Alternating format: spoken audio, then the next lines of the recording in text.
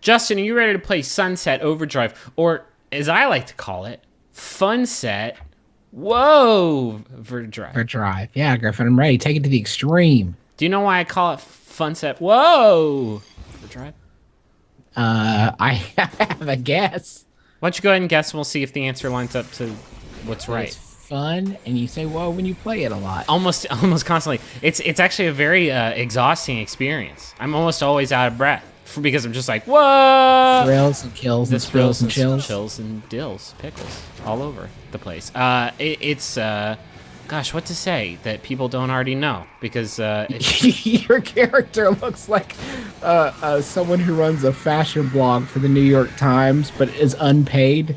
He's like somebody they found. And they're like, this guy's got a hip line on style. Let's get him on the books. First of all, he's incredibly stylish. You don't know what you're talking about. Second of all, I haven't settled on a look yet. I've been playing for about 4 hours. You're doing several looks right now. Like homeless painter meets Cat Stevens post-religious transformation. It's sort of a Yusuf Islam meets street funk.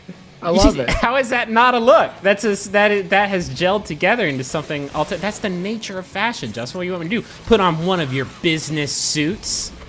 I do. One thing I don't enjoy about the fashions in Sunset Overdrive is nothing, because they're amazing. Yeah, you're able to like be anybody you want because it's the awesome apocalypse, and you can dress like anybody you want as long as the person you want to dress like has paint splattered all over them. This is my fantasy. Can I just dress like a grown up, unlike my adult life, where I wear t-shirts advertising my podcast constantly in denim shorts? It's a bohemian funk fantasy, I think, is the genre that Sunset Overdrive fits into. Yeah, I haven't settled on a look yet. The game has a lot of different customization elements, but like the aesthetic customization elements are out of control. It's like my favorite. It's my favorite probably like character customization since like the Rock Band games, which I guess is appropriate because a lot of the stuff looks straight out of Rock Band. But anyway, this is Sunset Overdrive. It's man, I don't know. I think I'm enjoying it more than I've ever enjoyed any of Insomniac's games. Mm-hmm. Which I think I'm probably one of those rare people that actually liked the Resistance franchise quite a bit. The third one was good. The third one was great. Yeah, I enjoyed those. I never got so much into the Ratchet and Clank games. I appreciated what they were doing with like all the crazy weaponry, but I never like found a lot of depth in those games, like the kind of depth I wanted. And here I think they've found a way to blend that craziness with some really cool mechanics. Here I'm just gonna make sure that my character's all set up. I was surprised by how many different customization options there were mechanically. You have a lot of different gun slots. You have different ways of customizing and upgrading those weapons. The weapons are each good at killing different types of enemies. There are traps that you use in these like tower defense segments. You unlock amps, which is one of the cooler systems in the game. They give you like these really powerful bonuses, but you have to play stylishly in order to use them. And then these overdrives are like permanent passive upgrades that you get by playing the game how you want. So like if you use, single shot weapons, you'll unlock upgrades for your single shot weapons. If you grind a lot, you'll unlock abilities that help you grind a lot. I thought it was like a really smart way of letting players one thing I don't really like is the way that is expressed visually. It's not clear. I wish they were just colored if they were unlocked. Because right now it's hard to parse which ones you have and which ones you don't. Yeah, it's the only way you can tell is if like you can upgrade it to level 2, you have level 1 unlocked. It's not especially clear, which is a problem because I mean there's a lot of them and you have a lot of different slots. But it's cool. Like I like grinding and firing like these single shot weapons, and so most of the stuff that I've unlocked lets me do that. You see that lightning bolt up at the top right? That is your style meter. And as you combo stuff together, as you combo kills and acrobatic maneuvers, that fills up, and the higher that gets, the more amps that you can use. I've sort of jumped right into the heat of it here. Yeah, it's the more you can not run around and shoot things, the better. So if you're running around shooting things, you're probably making a mistake. You should probably be grinding or bouncing or wall running or pole vaulting or whatever. Yeah, because there's not really running. Like, there's a really great tooltip in the game that shows up in the loading screen that says if you're looking for the sprint button, it's called grinding. Like, you have no, like, turbo run move. You have to use these acrobatic maneuvers, dash around while you're on the poles, chain stuff together, because that is like the only way that you can build up speed. Because if you're just walking around, you're going to get shot to death, and it can be very, very punishing if you don't.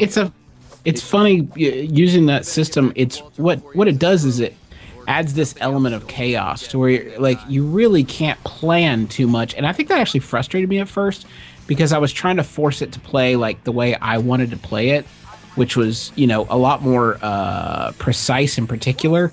And really, this game rewards like flying by the seat of your pants and flying into something without having a real great idea what you're doing and just kind of hoping, sort of flinging yourself off a building and throwing out your hook and hoping you catch a wire of some sort because you don't know what you're heading towards. And it feels like totally balling when you do manage to like accidentally chain something together. I will say that the learning curve on the traversal is actually pretty steep. I think like I said, I've been playing about 4 hours and I still have a hard time knowing like what I can bounce off of and what edges I can grind off of. It's pretty forgiving. Like everything's pretty sticky and magnetic.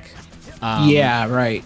You also will get an air dash a little bit into the game. Not too far, but once you get that, you can really sort of loosen yourself up in terms of like what you're going to do, because you could almost always, between the air dash, and you also get a move that after you do a melee slam, like an air melee slam, you can rock a butt stomp, if you will. You can rock it back up in the air after you do that, so you can like keep a chain going. Oh my god, a robot! This is me learning the very hard lesson. Like I said earlier, different weapons are good at killing different enemies. So like the visual language of it is fairly easy to understand. Like the sillier weapons, the high fidelity vinyl record launcher is good against the mutants in the game. So like silly weapons are good at killing mutants. More traditional, bullet-based weapons are really good at taking out human enemies. I have nothing that's good against these dudes, except for a weapon that I picked up earlier. This is me checking and seeing if I have any electric. Oh god, I gotta have something. Please. I really don't. The only thing that I have that is decent is... you can see the effect of this there at the bottom right-hand corner. Yeah, is this acid sprinkler, which is let me assure you, a poor solution to this particular problem. If they are agreeable enough to stand still and just get burned by acid, please just stand in the acid. They never do. They never do. So yeah, I'm still sort of coming to grips with the system of strengths and weaknesses in the game. But like I said earlier, it is a tough game, man. Why is your high fidelity called Nothing But the Hits? For some reason I have 2 of those record player guns. Weird. Maybe I got DLC online. I didn't pay for it. It's a very challenging game. Like the tower defense segments that I alluded to earlier. Sometimes in order to unlock those amps, one of the characters in the game has to brew it, and that brewing process attracts tons and tons and tons of mutants.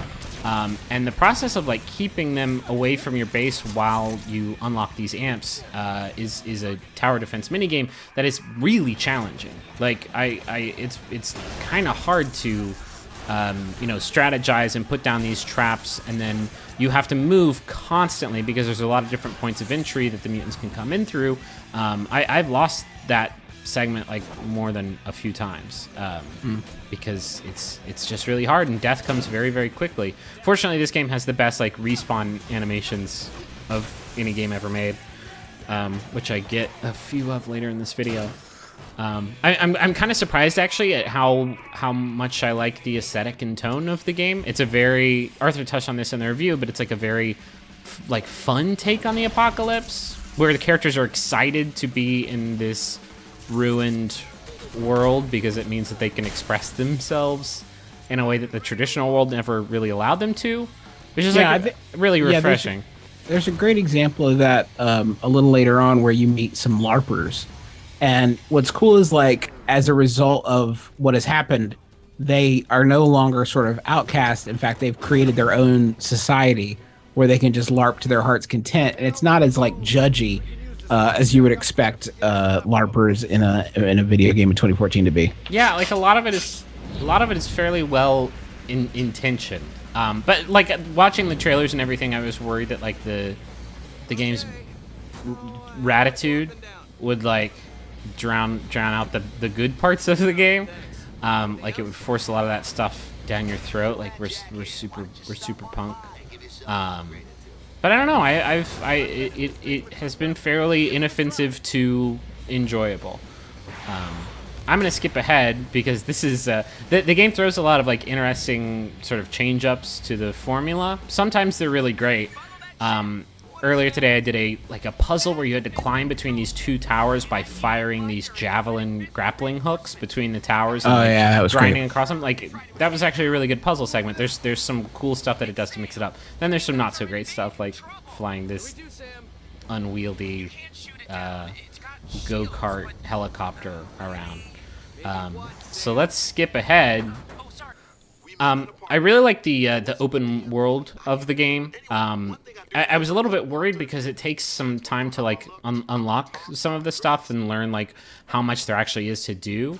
But these different challenges that are scattered over the map are really rewarding. Like you get a lot of resources that you need to unlock new weapons and amps doing them. But they're also like super fun. There are also a ton of collectibles, like a dizzying number of.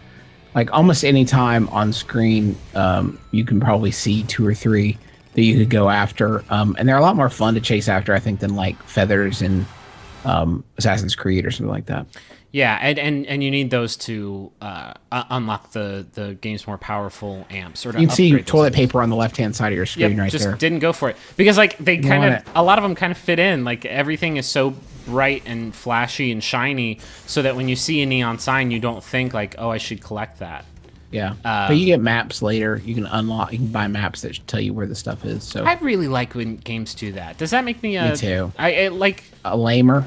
I don't know. I guess it does, but I don't. I think it's like a smart economy. I won't go after them otherwise. I like the methodical process of like going through and one by one and just catching them all, as they say in the gaming world. I just like spending money to make that money, or in this case, toilet paper. You look like you're auditioning for America's Next Top Model Cycle 22. Boys in the house. Again, boys back in the house. Boys still in the house. Never Booch evict these Tooch. boys. Booch Tooch 2, the sequel. Gosh, I hope that there's a bigger audience crossover for Polygon, Sunset Overdrive, and America's Next Top Model than I am assuming there is, which is to say, us too. I tell you, playing this game, you actually lose a little bit of how like crazy it is to watch someone actually play it. Because if you're not controlling it, it looks completely insane. It looks batshit. I thought it actually would, watching it, like I thought it would be like harder to play than it actually is, right? Like you're doing so much stuff, and I figured that the game, guns are hugely forgiving is a huge part of it, right? Like you get in the vague general direction of a bad guy, and you will lock onto them. And I think that makes the gunplay of the game like the physics of projectiles actually leaving the tip of your weapon and colliding with an enemy. It's not the best in the business. Here I've stumbled. Decided to fire that glider back up, huh? No, actually I reject the mission and say no thank you. I'll get back to you later. But yeah, they get around a lot of that stuff by making the weapons really forgiving and also, very fun. It's less about like rate of fire and accuracy and more about like this one shoots out acid sprinklers. So you don't really need to worry about aiming it so super much. Yeah. But yeah, this is Sunset Overdrive. It's I don't know. I feel like I've played a lot of open world games recently that I've had like a hard time sticking with, either because they are overwhelming or just like very, very time consuming, and I'm not sure that I want to dedicate all that time to it. But this is like, I don't know, the first one I've played in a while where I actually want to really, really see it through. I think it has a very elegant progression curve to it already, like this early on in the game. I can already feel myself getting stronger, and that's a tricky balance to pull off. I'm going to murder all these people. You promised some death in this video. The problem is that I just started doing like super goddamn good. Like I was just like really sick. No, I actually feel very self-conscious playing this game because I'm sure that there's like people are gonna put out videos of like, you know, like Tony Hawk style trillion point combos. Right. And I will be excited to see that stuff, and I will also never be capable of pulling that off. So we'll close out showing off a few of those death animations. Yeah, it's You didn't actually die in the game. You just decided, hey, I need to show these off. They Yeah. can't bring me down naturally. No, so I mean to I'm standing. sacrifice. I'm standing still. Everyone gets that, right? Like I don't want to toot my own horn, but that was clearly intentional. Oh, that's a fun one. Anyway, this is Sunset Overdrive. It's fun. It has a take on edginess that doesn't make. Now me... that was just. Now you must be trying to die at this point. This is terrible. No, that's what I'm telling you. Okay. This is. Whoa! Yeah, that guy. That's a spawner. He'll help. Sunset Overdrive. It has a take on edginess that doesn't make me want to barf forever. I don't know. It's for as you know, completely stupid as it is. It's actually a very very smart game. So thanks for watching, everybody. Justin, thanks for joining me. My pleasure. We'll be back soon with more videos. So stay tuned. Whoa!